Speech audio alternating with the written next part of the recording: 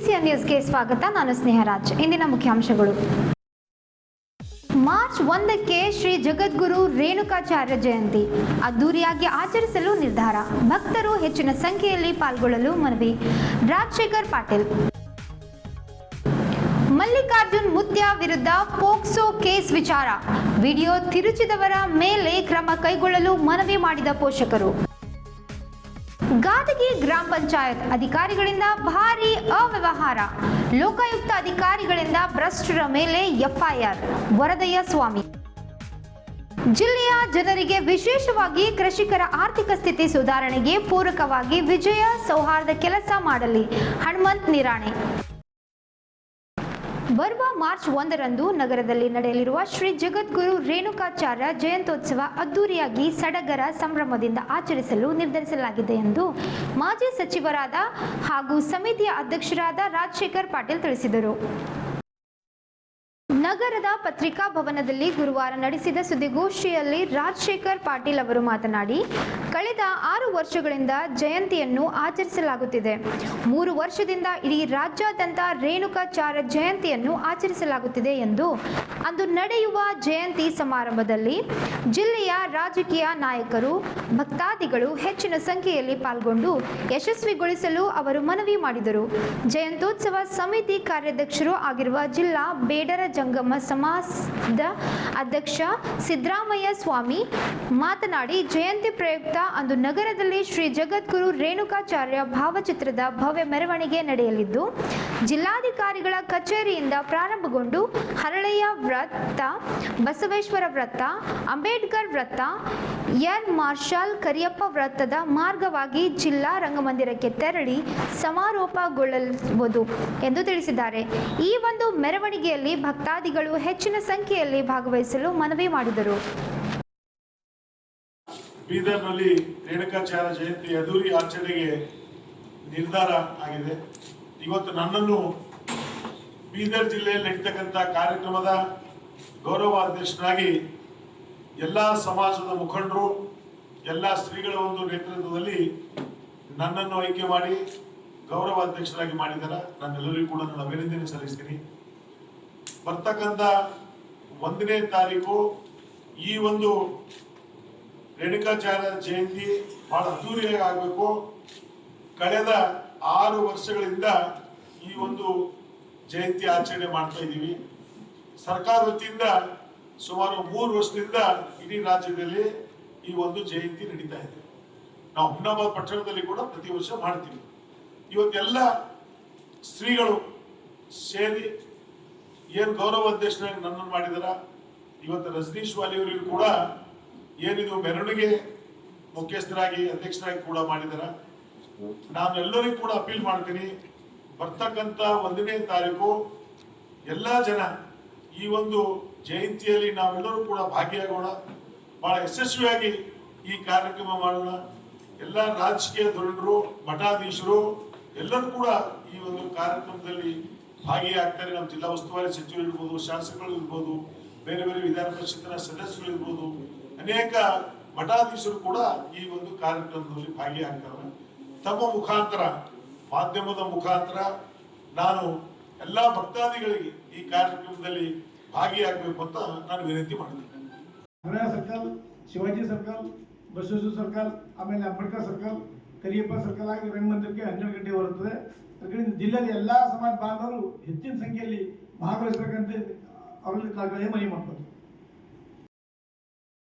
ಕಲ್ಯಾಣ ಕರ್ನಾಟಕ ಭಾಗದಲ್ಲಿ ಅತಿ ಚಿಕ್ಕ ವಯಸ್ಸಿನಲ್ಲೇ ಪವಾಡ ಮುತ್ಯ ಎಂದು ಪ್ರಸಿದ್ಧರಾಗಿರುವ ಯಾದಗಿರದ ಮಲ್ಲಿಕಾರ್ಜುನ್ ಮುತ್ಯ ಅವರ ವಿರುದ್ಧ ಪೋಕ್ಸೋ ಕೇಸ್ ಮಾಡಿರುವುದು ಸೂಕ್ತವಲ್ಲ ಎಂದು ಯಾವ ಪೋಷಕರು ಮಾಡಿಕೊಂಡ ವಿಡಿಯೋ ತಿರುಚಿದ್ದಾರೆ. ಅವರ ಮೇಲೆ ಕ್ರಮ ಆಗಲಿ ಎಂದು ಪೋಷಕರು ಹೇಳಿದ್ದಾರೆ. ಅಪ್ರಾಪ್ತ ಬಾಲಕಿ ಪೋಷಕರಿಂದ ವಿಡಿಯೋ ಹೇಳಿಕೆ ಬಿಡುಗಡೆಯಾಗಿದೆ. ಮಹಾರಾಷ್ಟ್ರದ ಸೋಲಾಪುರದಿಂದ ವಿಡಿಯೋ ಹೇಳಿಕೆ ರಿಲೀಸ್ ಆಗಿದೆ. ಬಾಲಕಿ ಬರ್ತ್ಡೇ ಇರೋದ್ರಿಂದ ನಾವು ಅಪ್ಪಾಜಿ ಮಠಕ್ಕೆ ಹೋಗಿದ್ದೆವು. ನಮ್ಮ ಕುಟುಂಬ ಮಲ್ಲಿಕಾರ್ಜುನ್ ಮುತ್ಯ ಅವರ ಭಕ್ತರಾಗಿದ್ದೆವು. 3-4 ವರ್ಷದಿಂದ ಮಲ್ಲಿಕಾರ್ಜುನ್ ದರ್ಶನಾಶೀರ್ವಾದ ಪಡೆಯಲು ಹೋಗುತ್ತೇವೆ. ಮಗಳ ಬರ್ತ್ಡೇಗೆ ಆಶೀರ್ವಾದ ಪಡೆಯಲು ಕುಟುಂಬಸ್ಥರು ಹೋಗಿದ್ದೆವು. ನಮ್ಮ ಮಗಳಿಗೆ ಮಲ್ಲಿಕಾರ್ಜುನ್ ಮುತ್ಯ ಅವರು ಆಶೀರ್ವಾದ ಕೊಟ್ಟಿದ್ದರು. ಅಪ್ಪ ಅವರು ಆಶೀರ್ವಾದ ಕೊಡ್ತಿದ್ದಾರಂತೆ. ನಾವು ಸಂತೋಷದಲ್ಲಿ ವಿಡಿಯೋ ಮಾಡಿದೆವು.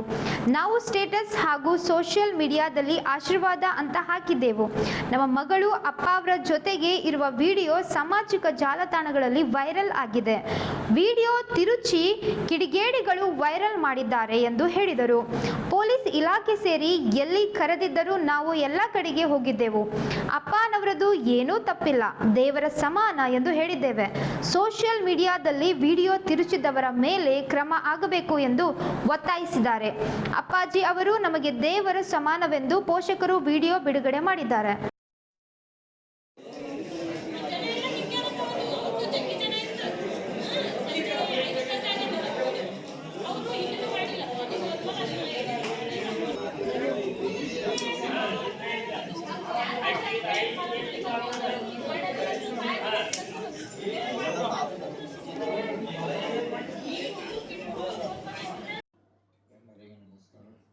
ಎಲ್ಲರಿಗೆ ನಮಸ್ಕಾರ. ನಮ್ಮದು ಪರಿವಾರ, ನಾವು ಮಲ್ಲಿಕಾರ್ಜುನ್ ಮುತ್ಯ ಅವ್ರದ್ದು ಭಕ್ತಗಳಿದ್ದೇವೆ. ನಾವು ನಾವು 3-4 ಸಾಲ ವರ್ಷ ಆಯಿತು ಅವ್ರ ಕಡೆ ನಾವು ಹೋಗ್ತೇವೆ, ಅವ್ರ ದರ್ಶನಕ್ಕೆ ಹೋಗ್ತೇವೆ, ಅವ್ರ ಆಶೀರ್ವಾದ ತೊಳಗೆ ಹೋಗ್ತೇವೆ. ನಾವು ಲಾಸ್ಟ್ ಟೈಮ್ ನಮ್ಮದು ಬರ್ಡೇ ಸಲಾಗ ಆಶೀರ್ವಾದ ತೊಳಗೆ ನಮ್ಮೆಲ್ಲ ಪರಿವಾರ ಹೋಗಿದ್ದೇವೆ. ಆಳ್ಯಾಗ ನಮ್ದು ಏನು ಇದು ಮಗಳ ಬೀಗರ್ ನಮ್ಮ ಸಡಗ್ಯಾನ ಹಾರ ಅವ್ರ ಮಗಳು ನಮ್ಮದೇ ಮಗಳು ಆಕಿಗೆ ತೊಗೊಂಡು ಅವ್ರು ಆಶೀರ್ವಾದ ರೂಪಿ ಅವರು ಆಶೀರ್ವಾದ ಕೊಟ್ಟರು. ಅದು ಶೂಟಿಂಗ್ ಇವರೇ ಮಾಡ್ಯಾರ, ನಮ್ಮ ಮನೆಯವರೇ ಮಾಡ್ಯಾರ, ನಾವೇ ಮಾಡಿದ್ವಿ ಅದು ಶೂಟಿಂಗ್. ಅಪ್ಪ ಅವ್ರು ಆಶೀರ್ವಾದ ಕೊಡ್ಲಾಗಿದ್ದಾರೆ ಅಂದು ನಾವು ಖುಷಿಯಾಗಿ ಅದು ವಿಡಿಯೋ ಶೂಟಿಂಗ್ ಮಾಡಿ ನಾವೇ ಇನ್ಸ್ಟಾಗ್ರಾಮಲ್ಲಿ ಇಟ್ಟಿದ್ದೆವು, ನಮ್ಮ ಸ್ಟೇಟಸ್ ಇಟ್ಟಿದ್ದೆವು, ಆಶೀರ್ವಾದ ಅಂದೂ ಇಟ್ಟಿದ್ದೆವು. ನಮಗೆ 2 ದಿನ ಅಚ್ಚಿ ಕಡೆ ಅಪ್ಪ ಅವ್ರದ್ದು ಮೆಸೇಜ್ ಬರೋಣ ನಾವು ಹೋಗಿದ್ದೇವೆ. ಅಲ್ಲಿ ಅವ್ರದ್ದು ವಿಡಿಯೋ ನಮ್ಮ ಮಗಳ ಜೋಡಿ ವಿಡಿಯೋ ನಾವು ಇನ್ಸ್ಟಾಗ್ರಾಮಲ್ಲಿ ಇಟ್ಟಿದ್ದೆವು. ಅದು ವೈರಲ್ ಆಗ್ಯದ. ವೈರಲ್ ಮಾಡಿ ಎನ್ಕೆ ಮಂದಿ ಅದಕ್ಕೆ ಏನಾರು ಕೆಡಿಸಿ ಏನಾರು ಮಾಡ್ಯಾರ ಹಿಂಗೆ ತೇನ ನಾವು ಅಪ್ಪಾಜಿ ಕರನ್ ಹೋಗಿದ್ದೆವು. ಅಲ್ಲಿ ಪೊಲೀಸ್ ಡಿಪಾರ್ಟ್ಮೆಂಟ್ ಯಾವ ಡಿಪಾರ್ಟ್ಮೆಂಟ್ ಅಲ್ಲಿ ಕರೆದಿದ್ರು ಅಲ್ಲಿ ಹೋಗಿ ನಾವೆಲ್ಲ ಬರೆಸಿಕೊಟ್ಟಿದ್ದೆವು. ಅಪ್ಪವ್ರದ್ದು ಅದ್ರಾಗ ಏನೂ ತಪ್ಪಿಲ್ಲ. ಅಪ್ಪವ್ರಿಗೆ ನಾವು ದೇವ್ರು ತಿಳಿದೆವು. ಅವ್ರು ನಮ್ಮ ಗುರುವಾರ, ಅವ್ರ ಆಶೀರ್ವಾದ ನಾವು ತೋತೇವು ಸರ್ಕ. ಅವ್ರು ಅಲ್ಲಿದೇನು ಚಾನಲ್ದವ್ರು ಕೆಡಿಸಿ ನಮ್ಮ ಹುಡುಗಿದು ಅಪ್ಪ ಅವ್ರದ್ದು ಗಲಾಟೆ ಮಾಡೋದು ಪ್ರಯತ್ನ ಮಾಡ್ಯಾರ. ಅದು ಭಾಳ ತಪ್ಪದ. ಅಪ್ಪಾಜಿ ದೇವ್ರಾರ, ಅವ್ರಿಗೆ ನಾವು ದೇವ್ರು ಮಾಡಿಸ್ತೇವೆ. ಅವ್ರ ಆಶೀರ್ವಾದ ನಮಗೆ ಸತತ ಇರಬೇಕು. ಈ ಥರ ಮುಂದೆ ಭೀ ಇರೋದೇ ಅದ. ಅದು ನಾವು ಡಿಪಾರ್ಟ್ಮೆಂಟ್ ಮೇಲೆ ಇದ್ದುದು ನಾವು ಬರೆದು ಕೊಟ್ಟಿದ್ದೆವು. ಅಪ್ಪಾಜಿದು ಇದ್ರಾಗ ಏನೂ ತಪ್ಪಿಲ್ಲ. ಪೊಲೀಸ್ ಡಿಪಾರ್ಟ್ಮೆಂಟ್ ಕಡೆ ಇವರು ಪೊರಿದು ಅವ್ವಪ್ಪ ಅದಾರ, ನಾವು ದೊಡ್ಡ ಬಾಬಾ ಇದ್ದ.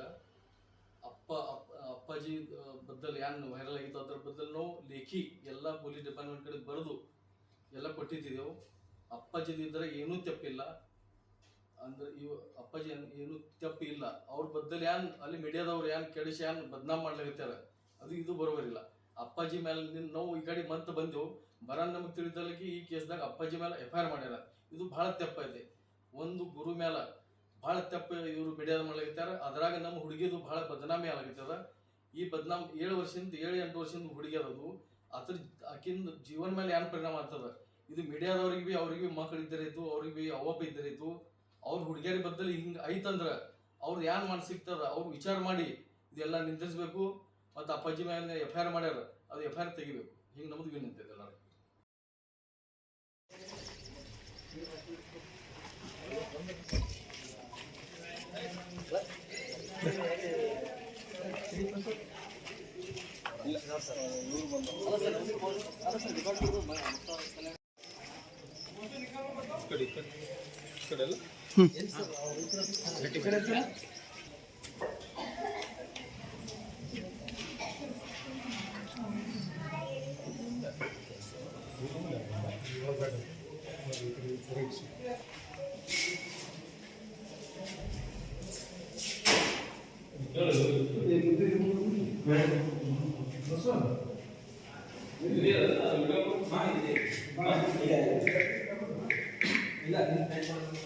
ಜಾತಿ ಸಭೆ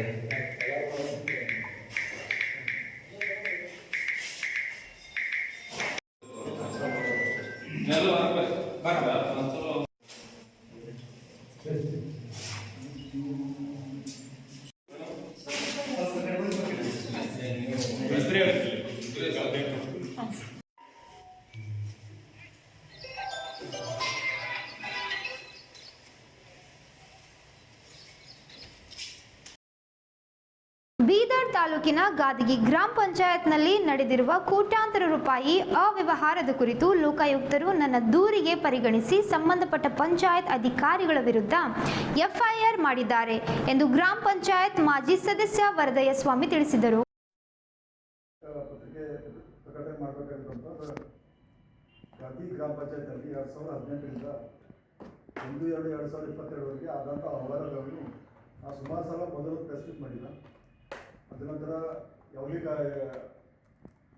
ಮೊಕದ್ದಮೆ ದಾಖಲು ಮತ್ತು ಏನ್ರಿ ಕೆಲಸ ಇದು ಅವ್ರ ಮೇಲೆ ಸಸ್ಪೆನ್ಷನ್ ಅವ್ರಿಗೆ ಏನು ಮಾಡಲ್ದೇ ಆಗ ಮಾಡಿದ ಕಡೆ ನಾನು ಮತ್ತು ತಾಲೂಕು ಪಂಚಾಯತ್ ಮುಂದೆ ಒಬ್ಬಂದೇ ಧರಣಿ ಬಂದ. ಈ ಎಲ್ಲ ಹೋರಾಟಗಳು ಮಾಡ್ತಾ ತಾಲೂಕು ಪಂಚಾಯತ್ ಜಿಲ್ಲಾ ಪಂಚಾಯತ್ ನಂಗೆ ನ್ಯಾಯ ಸಿಕ್ಕಿಲ್ಲ. ಅಂದ್ರೆ 5-6 ಕೋಟಿ ಅವ್ಯವಹಾರ ಅದ ಗಾದಗಿ ಗ್ರಾಮ ಪಂಚಾಯತ್. ಸುಮಾರು 13,000 ಖಾತಾಗಳು ಕೊಟ್ಟಿದ್ದವ. ಅದರ ಒಂದು ಹಣ ಬಿ ಜಮಾ ಮಾಡಿಲ್ಲ. ಮತ್ತು ಎಷ್ಟೋ 5-6 ಶೇರ್ ಸೆಟ್ ಮಾಡ್ಕೊಂಡ್ರೆ ಅದ್ರ ದುಡ್ಡು ಪಂಚಾಯತ್ ಜಮಾ ಮಾಡಿಲ್ಲ. ಮತ್ತು ಎಷ್ಟೋ ಲೇಔಟ್ಗಳು ಅವ್ರಿಗೆ ಶೇರ್ ಸೆಟ್ ಅವನ್ನ ಇಲ್ಲ ಅಂತಂದ್ರೆ ಅವ್ರಿಗೂ ಗೊತ್ತಿಲ್ಲ. ಹಿಂಗೆ ಭಾಳಷ್ಟು ಅವ್ಯವಹಾರ ಆಗಿದೆ. ಒಬ್ಬ ಸಾಮಾನ್ಯ ವ್ಯಕ್ತಿ ಹೊರಗಿದ್ದು SDA ಬಯೋಮೆಟ್ರಿಕ್ ಮಾಡ್ತಾರೆ. 2018 ಒಂದು 21 ತನಕ ಅವರು SDA ಬಯೋಮೆಟ್ರಿಕ್ ಕೊಡ್ತಾರೆ. ಸರ್ಕಾರಿ ಹುದ್ದೆ ಯಾರು ದುರುಪಯೋಗ ಮಾಡ್ಬೋದು. ಶ್ರೀಧರ್ ಎಂಬ ವಿಡಿಯೋ ಅವರು 2018ರಿಂದ 1/2/2022ವರೆಗೆ ಬಂದಾಗ ನಾ ಎಲ್ಲ ದೂರು ಕೊಟ್ಟಿನಾಗ ಯಾವುದೇ ತಾಲೂಕು ಪಂಚಾಯತ್ ಜಿಲ್ಲಾ ಪಂಚಾಯತ್ ಮತ್ತು ಪಂಚಾಯತ್ ರಾಜ್ ಮಿನಿಸ್ಟ್ರಿ ಯಾವುದೇ ಇವ್ರಿಗೆ ಕರ್ಬೇಕಾಗಿಲ್ಲ. ನಾನು 1 ವರ್ಷ ಕೆಳಗೆ ನಾವು ಲೋಕಾಯುಕ್ತ ಸಬ್ಮಿಟ್ ಮಾಡಿದ್ದೀವಿ. ಲೋಕಾಯುಕ್ತ ದೂರು ಸಬ್ಮಿಟ್ ಮಾಡಿದಾಗ ಲೋಕಾಯುಕ್ತರು ಏನು ಮಾಡಿದ್ರು, ಎಲ್ಲ ಡಾಕ್ಯುಮೆಂಟ್ಸ್ ಕುಲಕ್ಷವಾಗಿ ಚೆಕ್ ಮಾಡಿದಾಗ 17A ಅಂತಂದು ಆ್ಯಕ್ಟ್ ಪ್ರಕಾರ ಒಂದು ಕೇಸ್ ಮಾಡಿದ್ರು. 17A ಮೇಲೆ ಲೋಕಾಯುಕ್ತ ಕೇಸ್ ಮಾಡಿದ್ರೆ ಅದು ಬೆಂಗಳೂರು ರೆಫರ್ ಆಯಿತು. ಬೆಂಗಳೂರಿಂದ ಕಮಿಷನರ್ ಆಫೀಸ್ದಾಗ 5 ತಿಂಗಳು ಸ್ಟಾಪ್ ಮಾಡೋದು ಅಂದ್ರೆ ಪ್ರಭಾವಿ ವ್ಯಕ್ತಿ ಇರ್ತೀವಿ. ನಾನು ಹೀಗೆ ಹೋರಾಟ ಮಾಡ್ತಾ ಅಲ್ಲೂ ಕಮಿಷನರ್ಗೆ ಮಾತಾಡಿ ಯಾಕೆ ಇದು ಮಾಡ್ತೀನಿ ಅಂತಂದಾಗ ಅದು ಲೋಕಾಯುಕ್ತ ನಮ್ದು IG ಅವರು SP ಅವರು ನಮ್ಮ ಸರ್ಕಲ್ ಅವರು ಎಲ್ಲರೂ ಇದರ ಕೇಸ್ ಇದು ಒಳ್ಳೆ ಕೇಸ್ ಅದ, ಭಾಳಷ್ಟು ಅವ್ಯವಹಾರ ಆಗಿದೆ, ಎಲ್ಲ ದಾಖಲಾತಿಗಳವ, ಯಾಕೆ ಈ ಥರ ಮಾಡೋದಿಲ್ಲ ತಿಳ್ಕೊಂಡು ಅವ್ರನ್ನೂ ಇದು ಮಾಡಿಲ್ಲ. ನನಗೆ ಇದು ಹೋರಾಟ ಮಾಡ್ಬೇಕು, ನನಗೆ ಜಯ ಸಿಕ್ತು. ಅದು ಮೊನ್ನೆ 10 ತಾರೀಕಿಗೆ FIR ಐತಿ ಲೋಕಾಯುಕ್ತ FIR ಕಾಪಿನೂ ತಂದೆ ಎಲ್ಲರೂ ಕೊಡ್ತೀನಿ. FIR ಕಾಪಿ ನಾನೇ FIR ಮಾಡಿದ್ದೆ. SP ಅವರು ಲೋಕಾಯುಕ್ತ SP ಗುಲ್ಬರ್ಗ ಅವ್ರು ಬಂದು FIR ಕಾಪಿ ಅವ್ರು ಮಾಡಿದ್ರು. ಮತ್ತು ನಿನ್ನ ಕೊಟ್ಟರು ಅದ್ರದ್ದು ಕಾನೂನು ಚೌಕಟ್ಟೆ ಏನೇನು ಕೆಲಸ ಮಾಡಬೇಕು ಅಂದರೆ ಅವ್ರಿಗೆ ಹಿಡಿಬೇಕು, ಇದು ಮಾಡಬೇಕು ಅಂದರೆ ಈಗ ವಿಡಿಯೋ ಕಾಲ್ ಆಗೋದು. ಅಂದರೆ ಇದ್ರಾಗೆಲ್ಲ ಏನದ ಅವ್ಯವಹಾರ ಅಂದ್ರೆ ಇಬ್ಬರೇ ವ್ಯಕ್ತಿ ಅವ್ಯವಹಾರ ಮಾಡ್ಯಾರ ಸರ್. ಇಬ್ಬರು ವ್ಯಕ್ತಿ ಅದು ಒಂದು ವಿಡಿಯೋ ಶ್ರೀಧರ್ ಅವರು, ಸಂತೋಷ್ ಕುಮಾರ್ ರಾಮಶೆಟ್ಟಿ ಮಾಮೂಲಿ ಸಿಪ್ಪಲ್ಲಿ ಇವರು ಸದಸ್ಯರು. ಇವ್ರು 2017 ಹಿಡಿದು ಯಾರು ಮೆಂಬರ್ ಇದ್ದಿಲ್ಲ ಯಾರಿದ್ದಿಲ್ಲ ವಿಡಿಯೋ ಸರಿ ದೋಸ್ತರಿ ಬಯೋಮೆಟ್ರಿಕ್ ಮಾಡ್ಕೊಂಡ್ರು. ಸಂತೋಷ್ SDA ಬಯೋಮೆಟ್ರಿಕ್ ಕೊಡ್ಲಾಕ ಬರೋದು. ಅದನ್ನ ತನಿಖೆ ಮಾಡೋಂಥ RDP ಅವ್ರಿಗೆ ಲೆಟರ್ ಬರ್ತಿದ್ದ, ತಾಲೂಕು ಪಂಚಾಯತ್ ಲೆಟರ್ ಕಳಿಸಿದ CO ಅವರು ಅದ್ರ ಕುಲಕೃಷಿ ತನಿಖೆ ಮಾಡಬೇಕಂದ್ರೆ ಇಲ್ಲಿವರೆಗೆ ತನಿಖೆ ಮಾಡಿಲ್ಲ. ನಾನು RDP ಅವ್ರಿಗೆ ಕಳಿಸಿದಾಗ ಅವ್ರು ಬಯೋಮೆಟ್ರಿಕ್ ತಂದು ಯಾರ್ಯಾರು ವಿಡಿಯೋ ಸೆಕ್ರೆಟರಿ ಎಲ್ಲ ಅವ್ರ ಡಿಟೇಲ್ ಮಾಹಿತಿಯಾಗಿ ಬಂದಿದ್ವಿ. ಡಿಟೇಲ್ ಮಾಹಿತಿ ಅಂದ್ರೆ ಆ ಟೈಮ್ನಾಗ ಯಾರ್ಯಾರಿದ್ರು ವಿಡಿಯೋ ಸೆಕ್ರೆಟರಿ ಅದರ ಫೋನ್ ಬಂದಿದ್ವಿ. ಆ ಫೋನ್ ನಂಬರ್ನು ಇದು ಇದೆ ಸರ್. ಫೋನ್ ನಂಬರು ಆಫೀಸಿಗೆ ಸಂಬಂಧ ಇಲ್ಲ. ಈ ಸಂತೋಷ್ ಕುಮಾರ್ ಅವ್ರಿಗೆ ಫೋನ್ ನಂಬರ್ ಇದೆ. ಸರ್ಕಾರಿ ಹುದ್ದೆ ಇದು ಸರ್ಕಾರದ್ದು ದಾಖಲಾತಿ ಕೊಡಿದಾಗ ಸರ್ಕಾರದ ಡಾಕ್ಯುಮೆಂಟ್ಸ್ ಪ್ರಕಾರ RDP ಈ ಗೌರ್ಮೆಂಟ್ ಡಿಪಾರ್ಟ್ಮೆಂಟ್ದಾಗ ಬೇರೆ ಸಾರ್ವಜನಿಕ ವ್ಯಕ್ತಿದು ಫೋನ್ ನಂಬರ್ ಇರಬಾರ್ದು. ಈ ಸಾರ್ವಜನಿಕ ವ್ಯಕ್ತಿ ಫೋನ್ ನಂಬರ್ ಯಾಕೆ ಬಂತು? ತಪ್ಪದಲ್ಲ ಸರ್. ಅದ್ರ ಕಡೆದು ನಾ ಇಷ್ಟೆಲ್ಲ ಅವ್ಯವಹಾರ ಭಾಳ 5-6 ಕೋಟಿ ಅವ್ಯವಹಾರ ಅದ ಸರ್. ಅವ್ಯವಹಾರದ ಅದ್ರ ಕಡೆ ನಾ ಇಷ್ಟು ಪ್ರೆಸ್ಕ್ರಿಪ್ಟ್ ಮಾಡೋದಾಯ್ತು. ಇಷ್ಟೆಲ್ಲ ಹೋರಾಟ ಮಾಡಿದಾಗ ನನಗೆ ಜಯ ಸಿಕ್ಕಿಲ್ಲ. ಅಂದರೆ ಇದ್ರಾಗ ಏನದ, ಸಂತೋಷ್ ಕುಮಾರ್ ಬಯೋಮೆಟ್ರಿಕ್ ತಂದು ಮಾಡ್ಕೊಂಡ್ರು. ಅವ್ರು ಮನ್ಯಾಗ 5-6 ಮಂದಿದ್ದು ಶೌಚಾಲಯ ಪೇಮೆಂಟ್ ತೊಗೊಂಡ್ರ. ಅವ್ರು ಗುತ್ತೇದಾರ ಲೈಸೆನ್ಸ್ ಇತ್ತು. ಗುತ್ತೇದಾರ ಲೈಸೆನ್ಸ್ದಾಗ ಅವರು ಮೆಂಬರ್ ಆಗ್ಬೇಕು ಬಿ ಅವ್ರದ್ದು ಲೈಸೆನ್ಸ್ ಇತ್ತು. ಅದಕ್ಕೆ ದುಡ್ಡು ಬಂದದ್ದು ಅದು ಬಿ ಕಾಪಿ ಅವ್ರ ಬಳಿ. ಮತ್ತು ಅವರು contact classes to IT clear ಮಾಡ್ತಾರ, DPL ಕಾಡೋದ, ಅದನ್ನು ದಾಖಲಾತಿಗಳು ನಮ್ಮಲ್ಲಿ. ಮತ್ತು ಇವು CSID ಮಾಡ್ಬೋದು, CSID ಇವರು ವಿಟ್ನೆಸ್ ಅಂತ ಹೇಳ್ಬೋದು. CSID ಯಾರು ಸಾರ್ವಜನಿಕ ವ್ಯಕ್ತಿಗಳು ಬರಲ್ಲ, ವಿಟ್ನೆಸ್ ಯಾರಿರಬೇಕು, ಸಂಬಂಧಪಟ್ಟ ಅಧಿಕಾರಿಗಳು ಇರಬೇಕು. ಈಗೆಲ್ಲ ಮೂಲ ದಾಖಲಾತಿ ಪ್ರಕಾರ ನಾನು ಇವತ್ತು ಹೋರಾಟ ಮಾಡಿದ್ದೆ. ಹೋರಾಟ ಮಾಡಿದಾಗ ನನಗೆ ಈ 10ನೇ ತಾರೀಕಿಗೆ ಜಯ ಸಿಗ್ತದೆ. ಅದ್ರ ಕಡೆ ಲೋಕಾಯುಕ್ತರು ಅವರು FIR ಮಾಡಿ ನನಗೆ ತನಿಖೆ ಮಾಡಿದ್ರೆ ಮತ್ತು ಸೋಮವಾರ ದಿವಸ ಲೋಕಾಯುಕ್ತ ಪೂರ ಬೀದರ್ ಗುಲ್ಬರ್ಗ ಬಂದು ರೇಟ್ ಮಾಡ್ತಾರೆ. ಇನ್ನು ವಿಡಿಯೋಗಳು ಮತ್ತು ಇನ್ನು ಕುಲಕ್ಷ ತನಿಖೆ ಮಾಡಿದ್ರೆ ಎಷ್ಟು ಕೋಟಿ ಹಗರಣ ಆಗಿರುತ್ತೆ ಎಲ್ಲ ಡಿಟೇಲ್ ಆಗಿ ಮಾಹಿತಿ ಬರ್ತದೆ.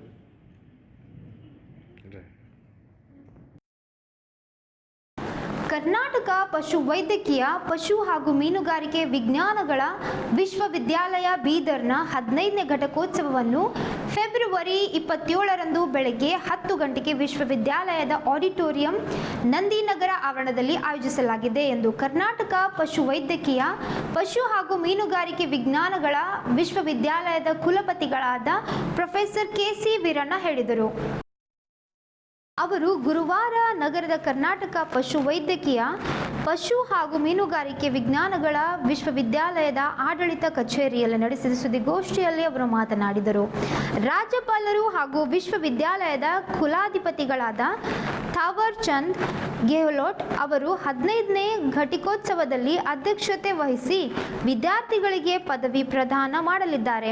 ಅತಿಥಿಗಳಾಗಿ ಪಶುಸಂಗೋಪನೆ ಮತ್ತು ರೇಷ್ಮೆ ಸಚಿವರು ಹಾಗೂ ವಿಶ್ವವಿದ್ಯಾಲಯದ ಸಹ ಕುಲಪತಿಗಳಾದ ಕೆ ವೆಂಕಟೇಶ್, ಮುಖ್ಯ ಅತಿಥಿಗಳಾಗಿ ಇಕ್ರಿಸಾಟ್ ಹೈದರಾಬಾದ್ನ ಮಹಾನಿರ್ದೇಶಕ ಡಾಕ್ಟರ್ ಹಿಮಾಂಶು ಪಾಠಕ್ ಭಾಗವಹಿಸಲಿದ್ದಾರೆ.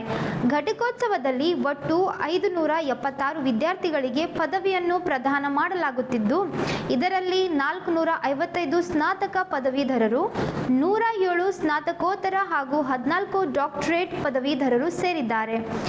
ಘಟಿಕೋತ್ಸವದ ದಿನದಂದು 94 ಪದವೀಧರರು ಉಪಸ್ಥಿತರಾಗಿ ಪದವಿ ಪಡೆಯುತ್ತಿದ್ದಾರೆ. ಅದೇ ರೀತಿ ಒಟ್ಟು 34 ಪ್ರತಿಭಾನ್ವಿತ ಸ್ನಾತಕ, ಸ್ನಾತಕೋತ್ತರ ಮತ್ತು ಡಾಕ್ಟರೇಟ್ ಪದವೀಧರರಿಗೆ ಚಿನ್ನದ ಪದಕಗಳನ್ನು ನೀಡಿ ಗೌರವಿಸಲಾಗುತ್ತಿದೆ. ಸುದ್ದಿಗೋಷ್ಠಿಯಲ್ಲಿ ವಿಶ್ವವಿದ್ಯಾಲಯ ಕುಲಸಚಿವ ಪ್ರೊಫೆಸರ್ PT ರಮೇಶ್, ಪ್ರಮುಖರಾದ ಡಾಕ್ಟರ್ ಮಂಜುನಾಥ್, ರಾಮಚಂದ್ರ ನಾಯಕ್, ಶಿವಪ್ರಕಾಶ್ ಸೇರಿದಂತೆ ವ್ಯವಸ್ಥಾಪಕ ಮಂಡಳಿ ಸೇರಿದಂತೆ ವಿದ್ಯಾ ವಿಷಯ ಪರಿಷತ್ ಸದಸ್ಯರು ಉಪಸ್ಥಿತರಿದ್ದರು. ರೈತರು, ಬಡವರು, ಹಿಂದುಳಿದವರು, ಸಣ್ಣ ಉದ್ಯಮಿದಾರರಿಗೆ ಆರ್ಥಿಕ ಶಕ್ತಿ ತುಂಬಲು ಮುಧೋಳ್ ಮೂಲಕ ಮುರುಗೇಶ ರುದ್ರಪ್ಪ ನಿರಾಣಿ ಉದ್ಯೋಗ ಸಮೂಹ ಸಂಸ್ಥೆಯ ವಿಜಯ ಸೌಹಾರ್ದ ಕ್ರೆಡಿಟ್ ಸಹಕಾರಿ ಸಂಘ ಬದ್ಧತೆಯಿಂದ ಕಾರ್ಯನಿರ್ವಹಿಸುತ್ತಿದೆ ಎಂದು ಸಂಸ್ಥೆ ನಿರ್ದೇಶಕರು ಆದ ವಿಧಾನ ಪರಿಷತ್ ಸದಸ್ಯ ಹನುಮಂತ್ ನಿರಾಣಿ ತಿಳಿಸಿದರು. ಇಲ್ಲಿನ ಪಾಪನಾಶ್ ಗೇಟ್ ಹತ್ತಿರದ ಸಾಯಿ ಕ್ಲಾತ್ ಪಕ್ಕ ಸುಸಜ್ಜಿತ ಕಚೇರಿಯಲ್ಲಿ ಬುಧವಾರ ವಿಜಯ ಸೌಹಾರ್ದ ಸಹಕಾರಿ ಸಂಘದ 70ನೇ ಶಾಖೆ ಲೋಕಾರ್ಪಣೆ ಸಮಾರಂಭದಲ್ಲಿ ಹನುಮಂತ್ ನಿರಾಣಿ ಅವರು ಮಾತನಾಡಿ, ಹಿಂದುಳಿದ ಬೀದರ್ ಜಿಲ್ಲೆಯ ಜನರಿಗೆ ವಿಶೇಷವಾಗಿ ಕೃಷಿಕರ ಆರ್ಥಿಕ ಸ್ಥಿತಿ ಸುಧಾರಣೆಗೆ ಪೂರಕವಾಗಿ ವಿಜಯ ಸೌಹಾರ್ದ ಕೆಲಸ ಮಾಡಲಿದೆ. ಈ ವರ್ಷಾಂತಕ್ಕೆ ಬ್ಯಾಂಕ್ ಶಾಖೆ 100ಕ್ಕೇರಿಸುವ ಉದ್ದೇಶವಿದೆ. ಬೀದರ್ ಶಾಖೆ ಸಲಹಾ ಸಮಿತಿ ನಿರ್ದೇಶಕ ಮಂಡಳಿ ಮುಖ್ಯಸ್ಥರಾದ ಶಾಸಕ ಡಾಕ್ಟರ್ ಶೈಲೇಂದ್ರ ಬೆಲ್ದಾಳೆ ಮಾತನಾಡಿ, ರಾಷ್ಟ್ರೀಕೃತ ಬ್ಯಾಂಕ್ ಮಾದರಿಯಲ್ಲಿ ಗಣಕೀಕೃತ ಕೋರ್ ಬ್ಯಾಂಕಿಂಗ್ ವ್ಯವಸ್ಥೆಯಡಿ ಎಲ್ಲಾ ಸೇವೆ ನೀಡಲಾಗುತ್ತಿದೆ. ಜಿಲ್ಲೆಯ ಜನರು ಇದರ ಲಾಭ ಪಡೆಯಲು ಕೋರಿದರು. ವಿಧಾನ ಪರಿಷತ್ ಮಾಜಿ ಸಭಾಪತಿ ರಘುನಾಥ್ ರಾವ್ ಮಲ್ಕಾಪುರೆ, ಹುಮ್ನಾಬಾದ್ ಶಾಸಕ ಡಾಕ್ಟರ್ ಸಿದ್ದಲಿಂಗಪ್ಪ ಪಾಟೀಲ್ ಮಾತನಾಡಿದರು. ಮಾಜಿ ಶಾಸಕ ಪ್ರಕಾಶ್ ಖಂಡ್ರೆ ಮಾತನಾಡಿದರು. ರಾಜ್ಯ ಮಹಿಳಾ ಸಹಕಾರ ಮಹಾಮಂಡಳಿ ಅಧ್ಯಕ್ಷೆ ಶಕುಂತಲಾ ಬೆಲ್ದಾಳೆ, ಬಿಜೆಪಿ ಜಿಲ್ಲಾಧ್ಯಕ್ಷ ಸೋಮನಾಥ್ ಪಾಟೀಲ್, BDA ಅಧ್ಯಕ್ಷ ಬಸವರಾಜ್ ಜಾಬ್ಶೆಟ್ಟಿ, ಪ್ರಮುಖರಾದ BG ಶೆಟ್ಕಾರ್, ಬಾಬುವಾಲಿ, ಬಸವರಾಜ್ ಧನ್ನೂರ್, ನಂದಕಿಶೋರ್ ವರ್ಮಾ, ಸಲಹಾ ಸಮಿತಿ ನಿರ್ದೇಶಕರಾದ ಬಾಬುರಾವ್ ಕಾರ್ಬಾರಿ, ಹಾವ್ಶೆಟ್ಟಿ ಪಾಟೀಲ್, ಶಂಕರ್ ರಾವ್ ಕೊಟರ್ಕಿ, ಸದಾನಂದ ಜೋಶಿ, ರಾಜ್ ರೆಡ್ಡಿ ಶಹಬಾದ್, ಬಾಬುರಾವ್ ಮಲ್ಕಾಪುರ, ಜಗನ್ನಾಥ್ ಜಮಾದರ್, ಮಾಣಿಕಪ್ಪ ಕಾಶೆಂಪುರ್, ಅನಿಲ್ ಪನ್ನಾಳೆ, ಸಂತೋಷ್ ರಾಸೂರ್, ಮಂಜುನಾಥ್ ಸುಣ್ಗಾರ್, ಅಣವೀರ್ ಕೊಡಂಬಲ್, ಬ್ಯಾಂಕ್ HR ಆನಂದ್ ಕುಲಕರ್ಣಿ ಮತ್ತಿತರರಿದ್ದರು. ಇಂದಿನ ವಾರ್ತಾ ಪ್ರಸಾರ ಮುಕ್ತಾಯವಾಯಿತು. ಮುಂದಿನ ವಾರ್ತೆಗಳೊಂದಿಗೆ ಮತ್ತೆ ಭೇಟಿಯಾಗೋಣ. ಧನ್ಯವಾದಗಳು.